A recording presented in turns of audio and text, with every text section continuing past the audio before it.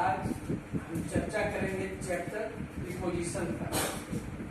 Preposition के part first में हम कुछ प्रयोग चलेंगे।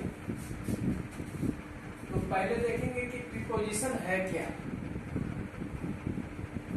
प्री मतलब पहले, पोजीशन मतलब स्थान, जिसका स्थान पहले हो। किसका स्थान? प्रीपोजिशन का स्थान कहाँ हो? पहले हो। किसके पहले?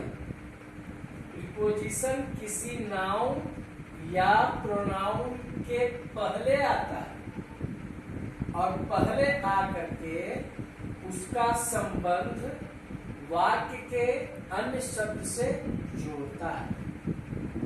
मतलब प्रीपोजिशन आएगा किसके पहले? किसी नाउन या प्रोनाउन के पहले, और उसके पहले आकर क्या करेगा? उस नाउन या प्रोनाउन का संबंध वाक्य के अन्य शब्द से करेगा। जैसे देखिए, I am proud of Ram या हिम। राम नाउन हो गया, हिम क्या हो गया? प्रोनाउन हो गया। ये राम और प्रोनाउन हिम के पहले आया प्रीपोजिशन कौन? ऑफ। तो प्रीपोजिशन नाउन या प्रोनाउन के पहले आकर के उसका संबंध किससे जोड़ा? आई से। इसे मुझे गर्व है राम पर या उस पर। तो राम पर गर्व किसको? मुझे। उससे उस पर गर्व किसको? मुझे। अर्थात इस वाक्य में प्रीपोजिशन राम या हिम के पहले आया और उसका संबंध वाक्य के अन्य शब्द में किससे जोड़ा? आई से। बात समझ में आया?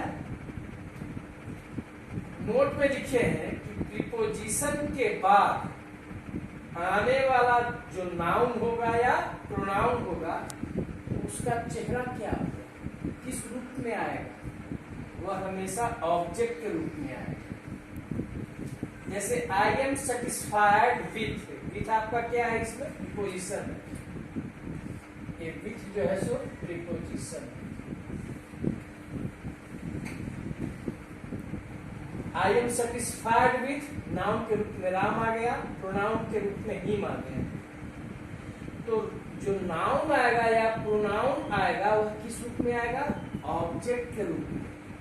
दूसरा महत्वपूर्ण बात याद रखना है कि प्रीपोजिशन के बाद आने वाला नाउन या प्रोनाउन जो होगा वह ऑब्जेक्ट के रूप में आएगा। अब देखेंगे द यूज ऑफ प्रीपोजिशन।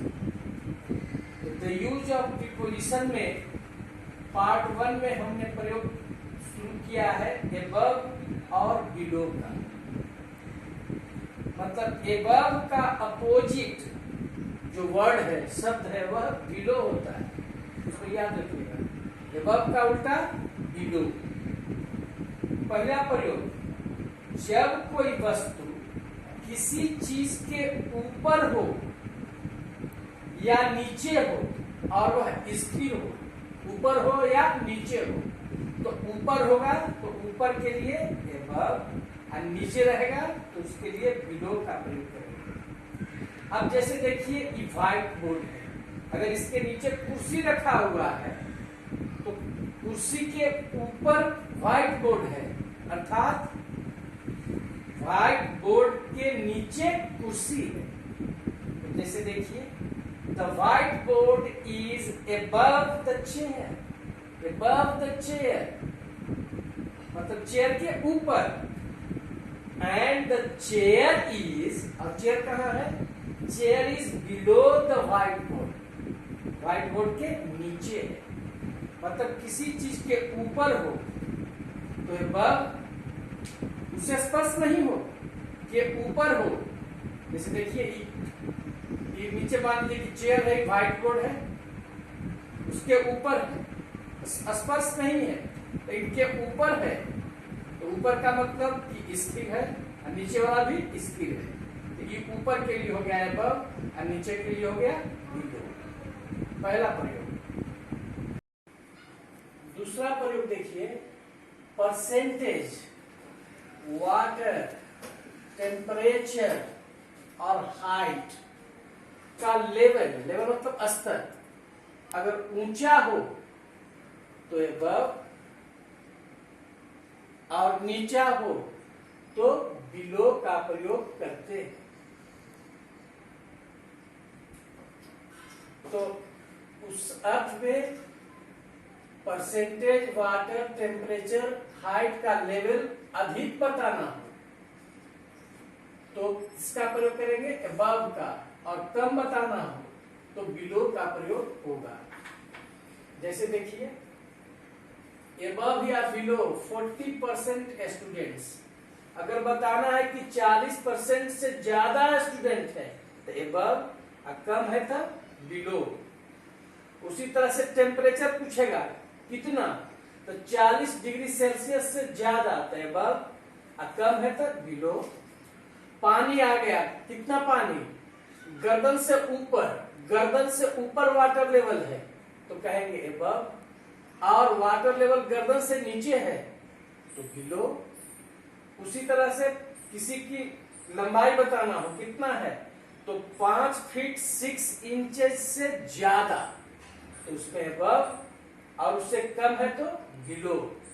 अर्थात दूसरा प्रयोग में याद रखिएगा, percentage level, water level, temperature level और हाइट लेवल को अधिक बताना हो तो above, और कम बताना हो तो बिलो का प्रयोग करेंगे। तीसरा, लाइन के ऊपर या नीचे लिखने में, तो के ऊपर रहेगा तो above और नीचे रहेगा तो बिलो का प्रयोग होगा। जैसे कहेगा राइट above या बिलो द लाइन, तो लाइन के ऊपर लिखना है तो above, लाइन के नीचे लिखना है तो बिलो का प्रयोग करेंगे। चौथा प्रयोग, पद में ऊपर के लिए above, के नीचे के अर्थ में बिलो का प्रयोग करेंगे। जैसे राम इज above, ऊपर है, बिलो नीचे है, मोहन से इन द रैंक, पद में। अर्थात पद में ऊपर बताने के लिए above और नीचे बताने के लिए बिलो का प्रयोग करते हैं। कोई चीज किसी चीज के स्ट्रेट ऊपर न हो, स्ट्रेट ऊपर न हो, जैसे तिरछा हो, तो इसी स्थिति में हम के ऊपर के अर्थ में above और के नीचे के अर्थ में बिलो का प्रयोग करेंगे। जैसे झील है तो झील के स्ट्रेट ऊपर तो गांव नहीं बस सकता है, जब भी होगा तो तिरछा उसका ऊपर होगा। तिरछा ऊपर रहेगा तो above और नीचे में बिलो का प्रयोग करेंगे। जैसे my village is above the lake, कहाँ है, झील, लेक मतलब झील, झील के ऊपर है तो ऊपर है मतलब स्ट्रेट नहीं है, तिरछा है। And the lake is below my village, और मेरा वो जो झील जो है वो मेरे गांव के नीचे है। तो तिरछी ऊंचाई बताने के लिए ऊंचाई, तिरछी ऊंचाई above, और तिरछी नीचाई बताने के लिए इसका प्रयोग करेंगे बिलो।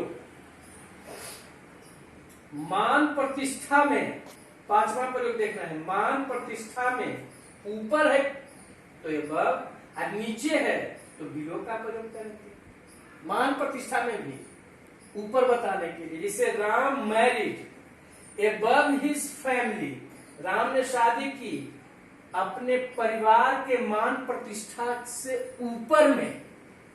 अब बिलो कहेंगे तो अपने परिवार के मान प्रतिष्ठा से नीचे में, अपने परिवार के मान प्रतिष्ठा से नीचे में। तो किसी की मान प्रतिष्ठा का कद ऊंचा बताना हो, ऊपर बताना हो, किसका मान प्रतिष्ठा उस परिवार के मान प्रतिष्ठा से ज्यादा है तो उसमें के ऊपर के अर्थ में above, से नीचे के अर्थ में बिलो का प्रयोग करेंगे। छठा प्रयोग, समझ से बाहर, बात समझ में नहीं आया तो समझ से बाहर के अर्थ में above का प्रयोग होगा। जैसे हिज स्पीच वाज एबव मी, उसका जो भाषण था मेरे समझ से बाहर था, मतलब मैं उसको समझ नहीं सका। दिस क्वेश्चन इज एबव मी, यह प्रश्न मेरे समझ से बाहर की है। सातवां प्रयोग, के ऊपर के अर्थ में एबव तथा के नीचे के अर्थ में बिलो का प्रयोग बिल्डिंग में भी करते हैं। जैसे बिल्डिंग 2 मंजिला, 3 मंजिला, 4 मंजिल, 5 मंजिल होता है, तो हर व्यक्ति के ऊपर रहने वाला व्यक्ति जो होगा एबव होगा और नीचे में रहने वाला व्यक्ति उसके बिलो होगा। जैसे he lives above me in this building, मतलब वह कहाँ रहता है, इस बिल्डिंग में, जो मैं जहां रहता हूं उसके ठीक ऊपर रहता है। अगर नीचे रहता है तो below me in this building. तो बिल्डिंग जो कई मंजिल का होता है, तो जो व्यक्ति किसी के ऊपर रहता है तो वह एबव हो जाता है, और जो नीचे में रहता है वो बिलो हो जाता है। जैसे आठवां प्रयोग, बहुत ऊंचा या बहुत नीचा बताने में एबव और नीचा बताने में बिलो का प्रयोग करेंगे। जैसे the sky is above our head, मेरे हेड से आकाश कहाँ है, ऊंचा है, बहुत ऊंचा है। इसका मतलब कि बहुत ऊंचा में एबव, और मेरा हेड कहाँ है, आकाश से नीचे, मतलब बहुत नीचे, उसमें हम बिलो का प्रयोग करेंगे। जैसे the sky is above our head, your head is below the sky. तो कोई चीज बहुत ऊंचा हो तो बहुत ऊंचा में एबव और बहुत नीचा में बिलो का प्रयोग करते हैं। से परे के अर्थ में, से परे के अर्थ में एबव का प्रयोग होता है। जैसे his father is above suspicion, मतलब उसके पिताजी जो हैं, उसके पिताजी शंका से परे हैं। शंका से परे मतलब उन पर किसी प्रकार का शक नहीं किया जा सकता है, मतलब उस चीज से बाहर है। से परे मतलब से बाहर। 10वां प्रयोग है, कीमत तथा वजन अधिक बताने में एबव और बिलो का प्रयोग कम बताने में किया जाता है। कौन कौन चीज आया इसमें, कीमत और वजन। जैसे दिस बॉक्स इज एबव या बिलो 50 kg, मतलब यह जो बक्सा है इसका वजन जो है 50 किलो से अधिक है तो एबव 50 kg, और 50 किलो से नीचे है तो बिलो 50 kg। तो ये क्या बताया, वजन। This book will be above RS 500, अगर कहेगा कि यह किताब जो है 500 रुपये से ज्यादा की है तो एबव RS 500, और 500 रुपये से कम है या नीचा है तो उसमें कहेंगे बिलो RS 500। तो यहां पर भी बात याद रखना है कि कीमत और वजन अगर अधिक बताना है तो अधिक में एबव, और कम बताना है तो उसमें भी हम बिलो का प्रयोग करते हैं। तो इस पार्ट 1 चैप्टर में हमने 2 प्रीपोजिशन का प्रयोग किया है, एबव और बिलो का।